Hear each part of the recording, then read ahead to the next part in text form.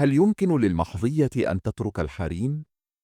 الحريم في السياق التاريخي للدولة العثمانية كان له نظامه الخاص وتعقيداته الاجتماعية والسياسية، ويتألف من النساء اللواتي كن جزءا من البلاط السلطاني، بما في ذلك الزوجات والمحظيات والجواري.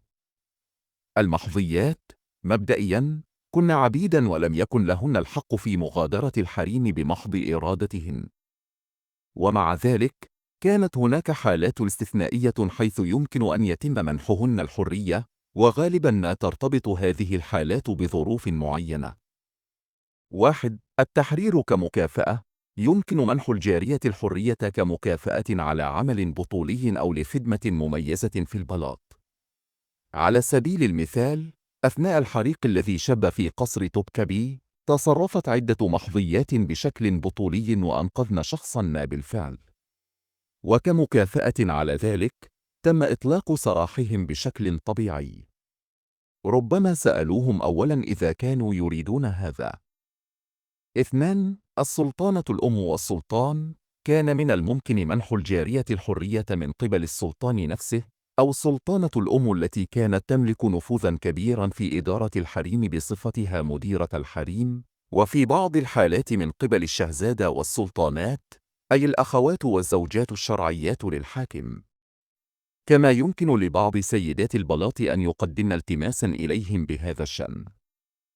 3. التغيير في الوضع القانوني. إذا أصبح ابن المحظية سلطانا، فإنها تصبح حرة تلقائيا وتترقى في المكانة لتصبح والدة السلطان. وفي حالة وفاة سيدهن، حصلت أمهات الفتيات أيضا على حريتهن، ومن الناحية النظرية كانت لديهن الفرصة لتقرير مصيرهن بشكل مستقل.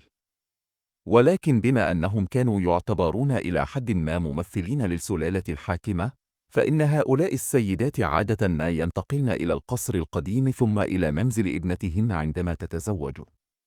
وتنطبق القاعدة نفسها على جميع المحظيات اللاتي لم يلدن. لقد نالوا حريتهم، حيث أنه حسب الشريعة الإسلامية لا يجوز للابن أن يجامع نساء أبيه. يمكن لمثل هذه الجواري أن تغادر، ولكن عادة ما كن يذهبن أيضا إلى القصر القديم. 4. زواج المحظية. يتم تزويج المحظيات أحيانا إلى رجال ذوي مكانة بالبلاط أو رجال دولة كنوع من التكريم أو المكافأة، ويتم تحريرهن في هذه الحالة. 5. التقاعد بعد فترة زمنية. إذا لم تتم دعوة المحظية للنوم مع السلطان لفترة طويلة، عادة ما تكون 9 سنوات، ولم تنجب له أطفالا، فقد تمنح حريتها. في كثير من الأحيان كان السلطان يزوج المحظيات قبل فترة 9 سنوات المحددة بكثير، وبهذه الطريقة كانوا يكافئون إما النبيل أو المحظية نفسها أو كليهما على الخدمة المخلصة. على الرغم من ذلك، بطبيعة الحال، في بعض الأحيان كان الملوك يفعلون ذلك إذا سئموا من الفتاة.